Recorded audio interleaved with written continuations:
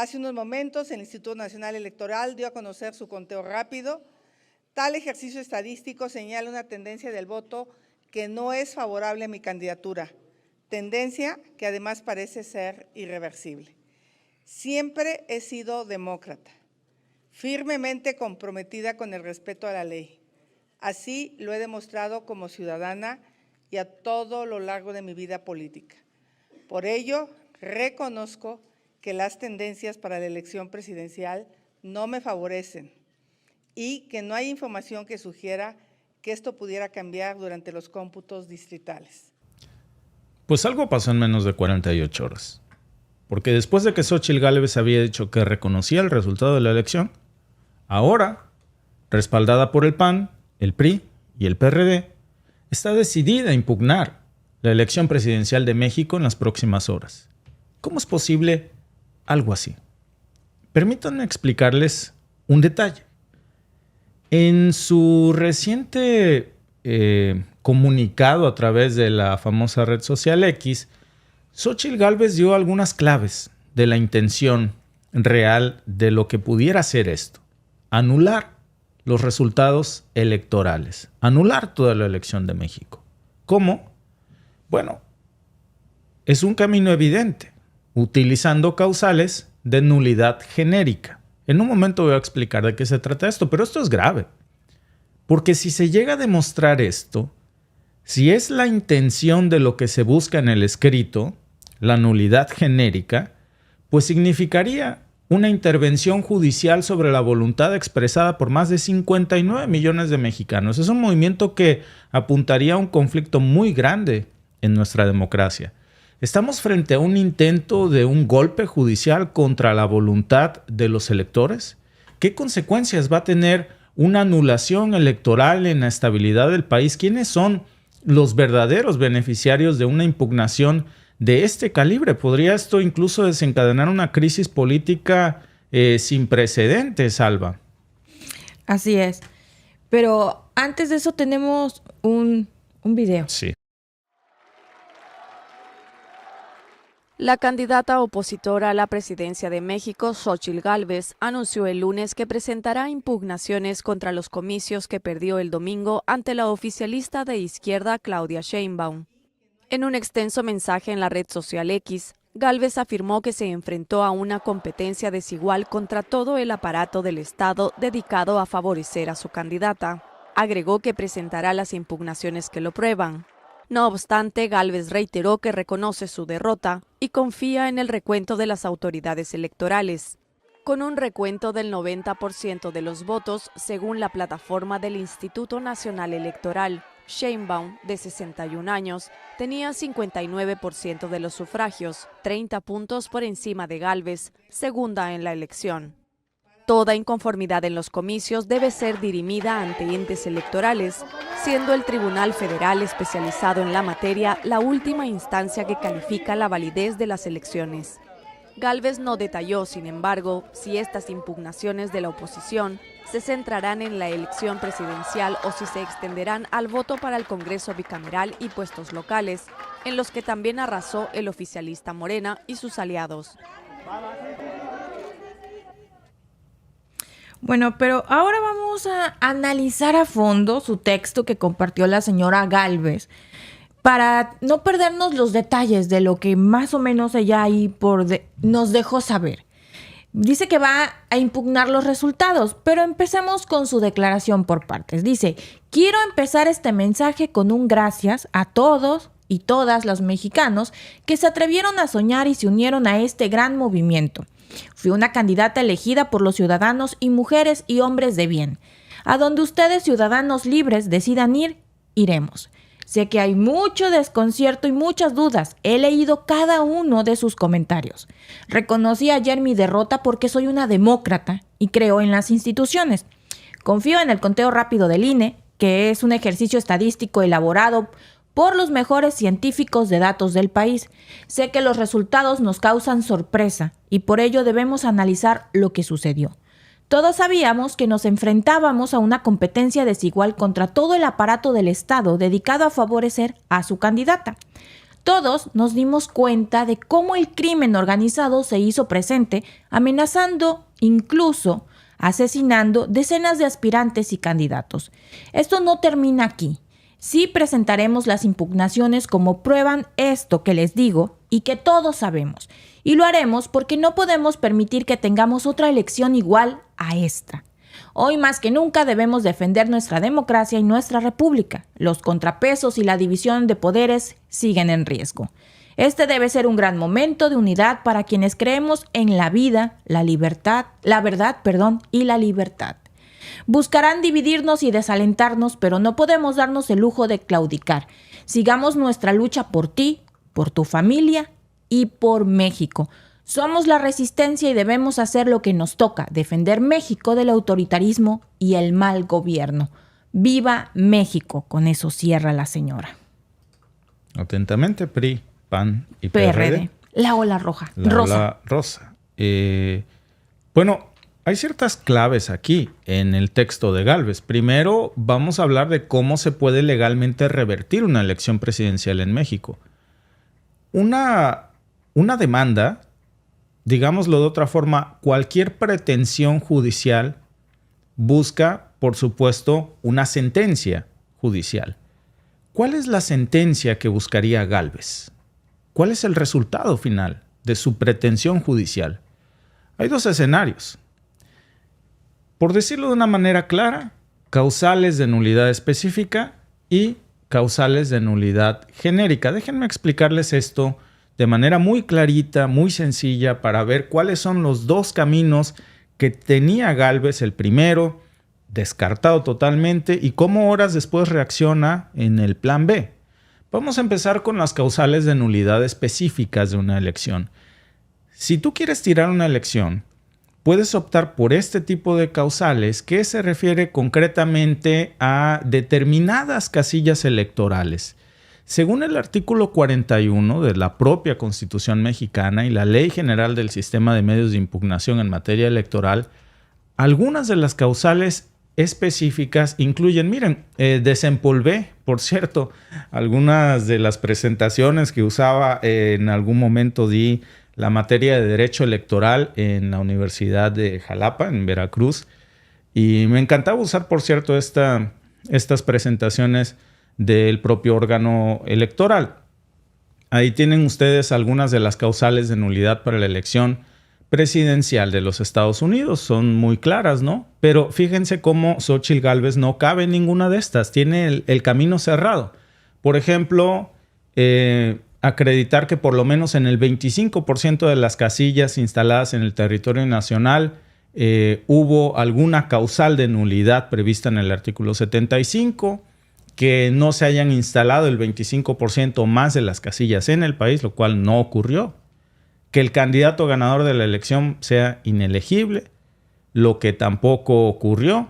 Estaríamos concretamente hablando de, por ejemplo, errores en el conteo de votos también, coacción del voto, la presencia de violencia en lugares específicos de la votación, intervención indebida de autoridades, por ejemplo, en el proceso electoral. Todas estas causales le hubieran permitido a Gálvez impugnar los resultados en ciertas casillas si la diferencia hubiera sido mínima. Pero solamente en esos casos hubiese sido efectivo, cuando la diferencia de votos hubiera sido nada. Ahora, vamos a hacer cuentas. Supongamos que en una elección la diferencia de votos es de unos, ¿qué les gusta? Incluso complicado, pero 100,000 votos. Bueno, en ese caso podríamos estar hablando de causales específicas para revertir los resultados de la elección. En ese caso sí sería posible. Pero lo que aquí tenemos es un problema enorme para Xóchitl Gálvez. La diferencia de votos es enorme. Estamos hablando con un 90% de las actas contabilizadas hasta donde nos quedamos por el PREP, el Programa de Resultados Electorales Preliminares, pues la candidata ganadora, Sheinbaum, obtuvo el 59.07% de los votos. Y contando, entonces, por el otro lado está Gálvez, que solo obtuvo ni siquiera el 28%, el 27.92%. Y el candidato de Movimiento Ciudadano, Jorge Álvarez Maínez, que obtuvo el 10.47% de los votos. Eso, amigos, es una diferencia de millones de votos de diferencia. Entonces, ¿Cuántas casillas necesitaría impugnar Gálvez para revertir esta elección por una causal específica de nulidad electoral? La respuesta es imposible. Serían muchísimas. Estamos hablando de miles de casillas. Y en la práctica eso no es jurídicamente viable. Entonces, el único escenario que le quedaba a la señora Xóchitl Gálvez era apelar a una causal de nulidad, también conocidas en otras elecciones, en otros tipos de elecciones, como las causales de nulidad genéricas. En ambos casos, por cierto, permítanme, en ambos casos estamos hablando de, y esto es importante, amigos, ¿cuáles son los efectos de impugnar una elección como ha anunciado la señora Xóchitl Gálvez que lo hará? ¿Qué busca con tu pretensión jurídica, con lo que tú estás pidiendo en el papelito? ¿Qué es lo que buscas? ¿Qué son las únicas cosas que se pueden pedir? Pues los efectos de esa inelegibilidad de candidato a presidente y de la nulidad de la elección presidencial, ahí lo están viendo. Básicamente es tumbar la elección. Y ahí está precisamente el escenario que se estaría previendo en caso de que ocurrieran aquí. Miren, ahí está la información para entenderlo de una forma fácil. Cuando hablamos de las causales de nulidad genérica, por ejemplo, para las elecciones de diputados y senadores, pero básicamente es lo mismo porque se rigen por los mismos principios constitucionales. Estamos hablando, pues, no solo de aquí ya no es impugnar casillas individuales, porque la señora Gálvez tendría una tarea imposible porque fue una derrota garrafal. Entonces, la causal genérica es la única opción que le queda para poder tener una esperanza, aunque sea pequeña, de ganar en los tribunales lo que perdió en las urnas.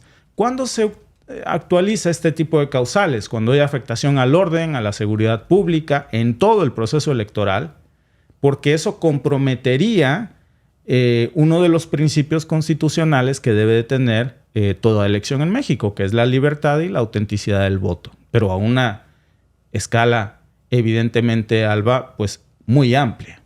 Completamente fuera de lugar. Pero aquí, honestamente, es donde el discurso de la señora Gálvez sobre la violencia y la intervención del crimen organizado también entra en juego, y es un detalle, ¿no? Ella menciona que hubo amenazas y asesinatos de decenas de aspirantes a candidatos, y eso es cierto. Y este tipo de violencia, pues también puede ser un argumento con una razón para la nulidad de la elección completa, ya que esto pues afecta la percepción de seguridad de los votantes y pues también puede influir en la decisión de participar o no en el proceso electoral. Además, la señora Gálvez también señala el uso indebido de recursos públicos, según esto, para favorecer a la candidata oficialista, la doctora Sheinbaum. Si se demuestra que el aparato del Estado fue utilizado para influir en los resultados, bueno, esta también podría ser una causal de la nulidad genérica. Pero pues la intervención del Estado en las elecciones es una violación muy grave en términos de los principios democráticos. Y si se prueba, porque primero hay que probarlo, podría justificar la anulación de la elección completa. De toda la elección, sí, Alba. No solo la de ella, o sea, todo. Sería como que volver a repetirlo. Sí. Imagínense, entonces, estamos hablando, y vean lo peligroso de esto, porque aunque vemos este comunicado con reconozco mi derrota, pero impugnaremos porque soy demócrata, no. Como abogados, jurídicamente hablando, ¿cuál es la pretensión jurídica? No me vengas a decir que la pretensión jurídica es porque soy demócrata. Eso es algo subjetivo. Esa no es una pretensión jurídica que se pueda plasmar en un documento legal. ¿Cómo encaja más bien el discurso de Gálvez con estas pretensiones jurídicas, con estas causales de nulidad? Ella misma está argumentando que hubo una elección de Estado, donde dice los recursos públicos y la violencia se utilizaron para manipular el resultado electoral. Entonces, lo que está diciendo aquí, que esto afectó no solamente a algunas casillas, sino a toda la integridad del proceso electoral. ¿Saben a qué huele esto? Bueno, déjenme se los muestro. Pues con información de la invalidez de elección por violación a los principios constitucionales. Ahí está. Incluso ahí ven ustedes una interpretación de la Sala Superior del Tribunal Electoral del Poder Judicial de la Federación que dice: un acto no puede ser entendido como elección a la que se refiere a la Constitución Política de los Estados Unidos Mexicanos, cuando no se ajuste a los elementos previstos en ella, ni es dable reconocerle efectos jurídicos, sino por el contrario debe de ser privado de efectos, es decir, anulado, a lo cual puede identificarse como causa de invalidez por violaciones constitucionales. Es decir, no estamos hablando de una violación de una causal específica, pues en el caso de una elección presidencial estamos hablando ya aquí de una invalidez general de la elección porque se violaron los principios constitucionales, que parece que es lo que está actualizando el discurso de la señora Gálvez. Certeza, legalidad, independencia, imparcialidad, objetividad, elecciones libres, auténticas, profesionalismo, equidad, control de constitucional, legalidad de los actos, es decir, todo lo que está previsto. Y con esto, pues la señora Gálvez está intentando demostrar, o al parecer esa es su pretensión jurídica, porque lo demás es discurso, es paja irrelevante en materia judicial, lo que estamos viendo en las causales que se podrían actualizar, que ella quiere actualizar, son irregularidades que según ella fueron tan grandes, tan significativas, que fueron las que alteraron el resultado final de la elección en su contra. Y eso, en su demanda, buscaría justificar una nulidad completa electoral. De lo contrario, no puedes llegar a un tribunal electoral diciendo vengo aquí porque soy demócrata. Sí, señora, yo sé que usted es demócrata, por eso se hizo candidata, pero a un tribunal electoral se viene por una pretensión jurídica. ¿Cuál es la suya? Y por eso la importancia de estas causales que nos están mostrando como si lo que busca es que al validarse sus pretensiones se justifique anular la elección presidencial completa. Pues, ¿qué significaría esto para México? Porque anular una elección así, con una diferencia tan grande, sentaría un precedente terrible. Estamos hablando de la posibilidad de que los tribunales decidan el futuro político de México en lugar de los electores. Y para el PRI, PAN, PRD es claro que ahora se trata de ganar en los tribunales lo que claramente perdieron en las urnas. Y por otro lado, pues hay que considerar, claro, las implicaciones políticas. ¿Quién se beneficiaría realmente de una impugnación así? Aunque sería francamente sumamente difícil. El fuego que se tendría que comer el tribunal electoral con una decisión así, no me lo quiero yo ni imaginar. ¿Es imposible? Nada es imposible. Ya hemos visto en el pasado lo que ha sucedido, las historias que se han escrito en los tribunales electorales mexicanos. Difícil, muy, pero muy difícil. Pero hay otra situación, no nada más es la judicial. Esto va a tener otros efectos. Hoy Gálvez y sus aliados están viendo cómo esto también puede ser una oportunidad para ganar tiempo, para reorganizar sus estrategias, para recuperar todas sus actas electorales, para ganar más plurinominales en ambas cámaras, que eso es importante para ellos, por en vista de que perdieron todo prácticamente en las urnas, pues lo que les queda es ganar lo poco que puedan tener como las primeras minorías o las representaciones proporcionales. Esa realidad es la que estamos viendo de un proceso judicializado que podría extenderse, esa sería la intención, y que dejaría a México en un limbo político por unos meses. Y la polarización, por supuesto, que de por sí ya existe en México en estos momentos una polarización, por lo que vemos de un sector mínimo del 28%, pero existe, y eso se va a intensificar. Podría pues impulsar protestas, confrontaciones. Y un México dividido y confrontado, pues es la mejor manera de aguarle la fiesta a la nueva presidenta de México, Claudia Sheinbaum. ¿Serán capaces de eso, Alba? Claro, por supuesto. Sobre todo cuando dices, veía yo a alguien en los comentarios que decía, es que el pueblo no vamos a dejar que Claudia Sheinbaum llegue. Amigo, su oportunidad fue el 2 de junio. Y solo el 28% de los votos, el 28% del electorado, decidió que la señora Gálvez fuera su presidenta. Querían que ella fuera su presidenta. Los números están ahí, son datos duros. O sea, no, si estuviéramos hablando de un punto porcentual, 2 puntos porcentuales, te la creo, que le vas a rascar hasta el último. Pero estamos hablando de una elección en donde la doctora Sheinbaum, ganó 2-1. Tiene el 60% de los votos contra un 28% de los votos. Lo que está haciendo la señora Gálvez, como ya lo dijo Víctor, es buscar la manera de obtener la mayor cantidad de plurinominales. No es que ella sabe que no hay manera. Están buscando la manera de tener más pluris diputados, más pluris senadores, que eso es su real gane. Ella primero salió y reconoció el triunfo y ya luego se echó para atrás. No se echó para atrás, la echaron para atrás. Exacto. Mira los que tenía ahí.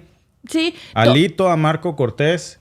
Claro, y vamos a ver quiénes van en sus listas de los plurinominales. Claro. Y ahí van a ver cuál es el real gane, quiénes son. Por ejemplo, en Veracruz prácticamente fue lo mismo. La señora Nale, que es la próxima gobernadora de Veracruz, también ganó con un 60% de los votos. Sí. Contra un 28% contra el candidato del PRI. Y ese porcentaje se repitió casi en todos los distritos. Casi en todos los distritos electorales fue lo mismo. La gente Solo fue y votó. Un distrito electoral perdió Morena en Veracruz. Y fue Boca del Río. Y ni siquiera por mucho, ¿eh? Fue por, ahora sí que muy, muy poquito margen. Y ni siquiera ahí están haciendo ese escándalo como aquí. Pero bueno, ¿qué va? Bueno, entre los senadores va el hijo del exgobernador veracruzano, Miguel Ángel Yunes, y como su suplente, el exgobernador de Veracruz. Háganme el favor. Bueno, pero no ganó.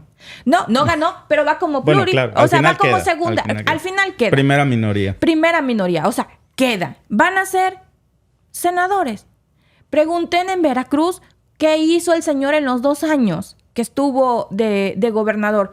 Se dedicó a hacerle la guerra al antiguo gobierno del PRI y no hizo una sola obra. Se robaron un montón. Su fiscal está preso. Sí. Entonces, pero esos son los políticos que vamos a tener que cargar del erario público porque nos van a meter a un Alito, a un Marco Cortés, a un Ricardo Anaya. Que ya viene de vuelta. Que nadie votó por él, pero como están las famosas plurinominales, se van a ir. Entonces van a tratar de meter los más que puedan. Y para eso necesitan, Alba, es ganar perdiendo. Aunque tengan pocos votos, pero necesitan defenderlos porque la diferencia en el conteo de la fórmula de representación proporcional es que el que más votos tenga después del ganador es el que más plurinominales puede obtener. Entonces, claro, le interesa recuperar todas sus actas de una elección que sabe que es perdida, pero que puede todavía rascar algo para los partidos políticos, ¿no?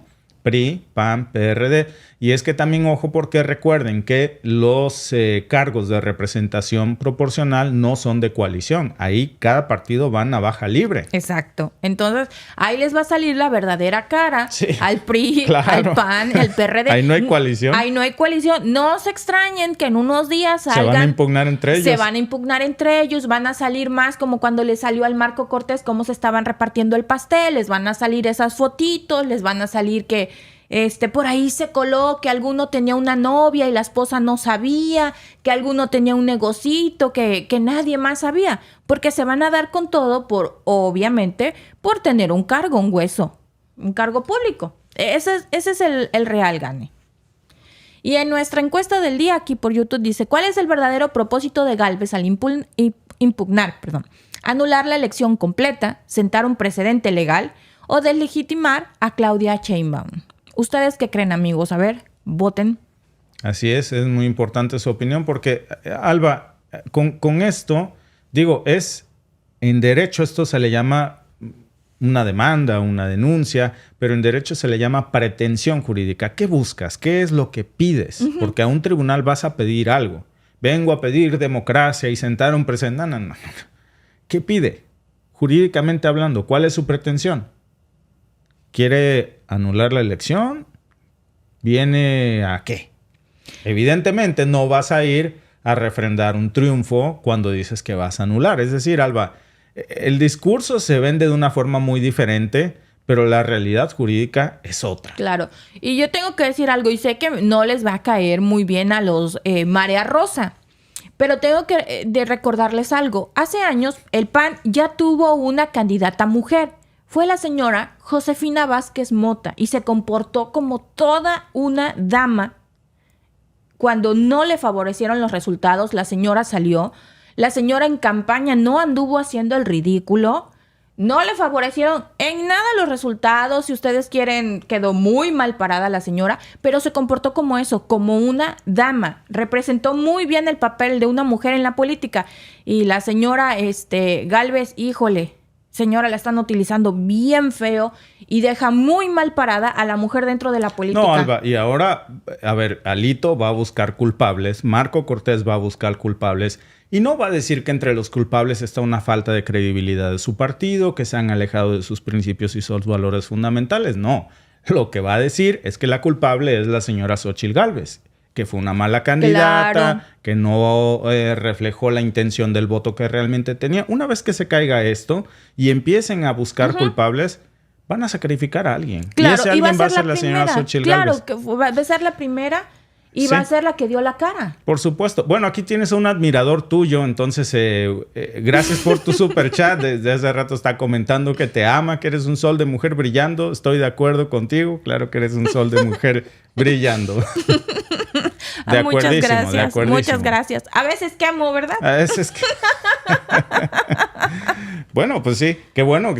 Sí, tienes tus haters, pero también tienes tus Alba lovers. Entonces eso es bueno. Palo Verdón, ya voy a hacer. No, amigos. No, aquí todos somos amigos, somos compadres. Estamos Alba, chupando tranquilos. Es delicado esto porque Bastante. de verdad, regresando al tema del análisis, es casi seguro que estos partidos, Alba, que si tú lo divides ahora, fíjate, Alba, hay un gran ganador en las minorías. Y no es el PAN, y no es el PRI, y mucho menos es el PRD. Es Movimiento Ciudadano. Sí. Porque mira, si tú divides, iban en coalición PRI, PAN, PRD, y no le llegaron ni al 28% de la elección. ¿Qué quiere decir? Al PRD seguramente darle un 1% que habrá aportado 2%. Miren, vamos a ser espléndidos. 8%, que no lo creo. Eso significaría que el PRI y el PAN aportaron solamente 10% de la elección a la candidatura de Xóchitl Gálvez. Sí. Y Movimiento Ciudadano solo logró obtener más votos que en teoría lo que hubiesen obtenido por separado PRI, PAN y PRD. ¿Qué nos quiere decir esto, Alba? Que la oposición, porque es la esencia de la democracia, que la oposición no cree ya más en esta coalición que es un híbrido de sus antivalores. Claro. Es surrealista, es dantesco. Por ejemplo, ver los tweets de Vicente Fox, Alba, fuera de lugar. La persona que se supone que prometió sacar al PRI de los pinos en el 2000, en la que muchos confiamos para que sacara al PRI, desgarrándose hoy las vestiduras para que regrese de nuevo. Cuando la única opción que había en esos momentos para cambiar a México era la oposición y todo el mundo estábamos cansados de 70 años de dictadura y resulta que al final se vuelven a coaligar y es lo mismo. Y lo ves con esos tweets tan fuera de lugar, tan carentes de fundamentos, tan con poca educación, Sí. que dices, qué vergüenza que un expresidente de México se comporte como se comporta el señor. O sea, no. Pero te Un demuestra... discurso tan Sí, y te demuestra... arrabalero. Y te demuestra también algo, Alba. No... Por cierto, la doctora Sheinbaum va a ser una de las presidentas, ya aclaramos que sí se dice presidenta, según el diccionario de la Real Academia de la Lengua Española, más poderosas que ha tenido México en su historia. Sí. Tiene una mayoría absoluta en las cámaras y se confirman los resultados electorales. Es decir, no va a tener que consensar con ningún otro partido de oposición para que todas sus reformas pasen. Entonces, claro que hoy lo que nos está mostrando el PRI, el PAN y el PRD es que no, por lo menos en el discurso, no le van a dejar fácil el escenario a la doctora Sheinbaum. No. Y van a hacer todo lo posible para aguarles la fiesta. ¿Sabes qué? Es como el de si no soy feliz, no es feliz nadie. O sea, si me voy a morir yo, nos morimos todos. No la voy a dejar que tenga un buen gobierno. No me importa que se lo cargue la tiznada a México. No va a gobernar bien. Claro, eso no es ser una oposición responsable. Mira, ¿cuál es el verdadero propósito de Gálvez al impugnar? Bueno, el 49% cree que es deslegitimar a Claudia Sheinbaum. El 40% cree que es anular la elección completa. Y el 9% cree que es sentar un precedente legal. Mira, es verdad que si hacemos un corte de los sucesos que ocurrieron en la elección. Hubo incluso hasta ayer hechos violentos como en paz descanse la alcaldesa de Cotija, terrible, lamentables situaciones en donde la inseguridad ha permeado incluso durante el proceso electoral a los candidatos, etc. Pero también es verdad, Alba, que lo que hoy estamos viendo a mí me parece más un intento de deslegitimar la victoria de Claudia Sheinbaum, porque cuando tú, y eso se los digo yo desde una visión jurídica, no melancólica, no sentimental, cuando tú vas a un tribunal es por algo. Tienes una pretensión jurídica, buscas algo. Ahí no vas porque eres demócrata y naciste demócrata, y sí, todos lo somos. Ahí vas porque buscas algo, jurídicamente hablando. ¿Qué es? Solo puede ser una cosa: la nulidad de la elección. No hay más, Alba. Exacto. No hay más. Es que hay un comentario aquí muy curioso. Dice nuestro amigo Jordi Martín Hernández Roja. ¿Pero cuál es el cambio? Sigue el mismo partido Morena, izquierda, socialista y comunista, que solo generan miseria y pobreza. Pero ¿cómo puede ser socialista y también comunista? Me perdí un poquito. Por eso dije, está un poco curioso. Empezando porque o eres socialista o eres comunista. Como que el híbrido no junta, no choca con esa, como que choca con esas doctrinas, amigo. ¿Cuál es el cambio? Como cuando estuvo el PRI, 80 años gobernando en México, no hubo un cambio. Solo generan pobreza y miseria. Es lo que venimos arrastrando desde hace muchos tiempos. Mira, te comento, no sé si seas de México, pero te comento. El 80%, más del 90% de la población en México estamos en pobreza extrema. No hay clase media, eso es un cuento que se creyeron hace mucho tiempo, pero no hay clase media. Una pequeña élite de la población tiene todo el dinero en México, a menos que seas Slim o que seas uno de la familia de la señora Araceli Arambuzabala, la dueña de los Oxxos. María Asunción Arambuzabala. María Asunción Arambuzabala, es cierto, perdón. Los dueños de los Oxxos, del Grupo Modelo, accionista de Coca-Cola, de los que viven en México. Entonces estás en ese pequeño grupo reducido de los que tienen todo el dinero concentrado en México. Los demás estamos en eso, en la miseria y en la pobreza. No hay clase media y así ha venido arrastrándose. Ahora, si te vas a los datos del Fondo Monetario Internacional y del Banco Mundial, vas a ver que ese es un problema que se arrastra a nivel mundial, que así nos tienen. Que el señor Slim es uno de los hombres más ricos del mundo, que está dentro de la selecta lista en la que entra Bill Gates, en la que entra Elon Musk, en la que entra Jeff Bezos, pero no vas a ver a un Hernández Pérez, no vas a ver a un Morales, a un Ramírez, no, porque no estamos dentro de esa lista y no somos de ese movimiento de ricos, estamos en eso, en la miseria y en la pobreza. El Morena no lleva 80 años gobernando. Esto ha sido un problema que si te pones a rascarle desde México, se incrementó este problema con el salinato, que fue un gobierno del PRI con el que se unió la marea rosa de la señora Gálvez. Y ahora, Alba, a veces repetimos por repetir sin saber ni siquiera lo que decimos y lo usamos como insulto incluso. Sí. Esto, ustedes son socialistas y comunistas. A veces digo, bueno, es un insulto porque además no puede ser socialista y comunista al mismo tiempo. Son cosas totalmente separadas. En el socialismo existe la propiedad privada, pero el Estado controla precisamente la propiedad colectiva y puede haber todavía un régimen de propiedad privada. En el comunismo no. En el comunismo no hay clases sociales. Yo creo que deberíamos de aspirar, y eso lo digo en lo personal, si México fuera socialista, si en México hubiera una socialdemocracia, ¿sabes entonces a qué aspirarías, mi querido Jordi Martín? Si dijeras, es que ustedes son socialistas, ok, entonces buscamos la socialdemocracia, que es la versión moderna del socialismo. ¿Sabes como quién? Como Finlandia, Suecia o Canadá, que son algunos de los lugares más prósperos y felices del mundo. Del primer mundo, por cierto. Eso es ser socialdemócrata. Ser comunista es otra cosa, muy diferente. El comunismo abole la propiedad privada, el Estado absorbe todo, no hay clases sociales, es otra cosa diferente. Pero a veces, Alba, repetimos sin sentido lo que nos dicen que es un insulto sin saber ni siquiera lo que es. Claro. Perdón, Su Majestad Daniel Vázquez dice, jaja, está vieja. Soy mujer, no soy vieja. Soy mujer. Señora para usted. Está joven. Señora para usted. Le pido... Entonces, tener varias casas y carros del año, soy pobre. Puedes tener un carro del año desde 200,000 pesos y eso no te hace rico. Claro. Ahora, ¿cuánto produces anualmente? ¿Cuánto produces diario? ¿Cuánto produces mensual? ¿A cuánto asciende tu patrimonio entre casas y vehículos? Los vehículos son bienes que se deprecian, Claro. no son bienes que se aprecian. Entonces, tener un vehículo del año no es una inversión, es una depreciación. A menos que sea un vehículo de colección, que estemos hablando que tienes Ferraris, que pueden incrementar en algún punto ser autos de colección y que pueden tener un cierto valor.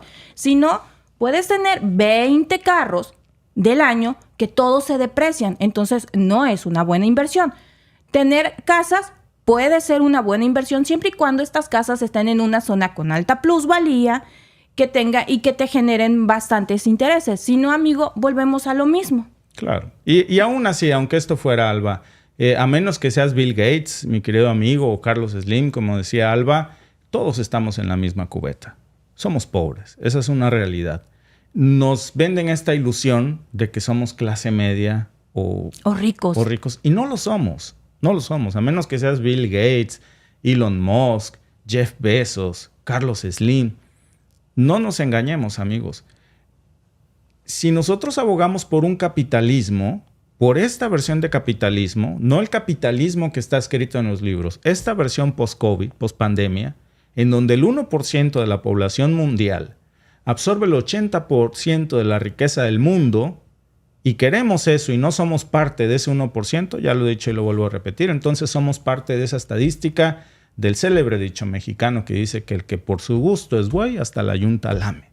Hoy está probado que los países más felices del mundo son precisamente eso que nos decía hace un rato un amigo, socialistas, socialdemócratas, como Finlandia, como Noruega, como Canadá, como Suecia. Y esos países son de primer mundo, Alba. Se polariza mucho la situación cuando se habla de esto porque, claro, para esta versión en donde nos venden... Mira, Alba, yo estaba precisamente leyendo un artículo hoy en la mañana aquí en Canadá acerca de cómo se ha encogido la clase media, porque la clase media ya es una ilusión. Incluso en los países de primer mundo, ya no existe. No. Imagínate, amigo, o sea... Mi vecino, de verdad, nuestro vecino de enfrente, tiene un... ¿Cómo se llama su camionetita de la Ferrari? ¿Aurus? ¿O cómo la se llama? Urus. ¿Urus? Una Urus. Tiene una Urus. Muy bonita, se la compró el año pasado. Tócale la puerta y pregúntale si es rico. Y se va a reír. Yo sé que a lo mejor el que nos escribió se sentiría rico. Él sabe que no lo es. Es una ilusión. Porque si hoy te rompes la pierna... En 3 meses vas a tener que deshacerte de ese carro. En esta situación económica, sobre todo en los países de primer mundo, donde enfermarse te puede costar hasta la vida, aquí tenemos un sistema de salud gratuito, pero en otros países no. Es una ilusión. Y entonces estaba yo viendo en la mañana, Alba, cómo ahora para hacer clase media en Canadá la tarifa ya subió de $6,000 a $10,000 para que puedas sostener el nivel de vida que tenías hace 3 años, en donde solo vivías cómodo, no lujos, cómodo.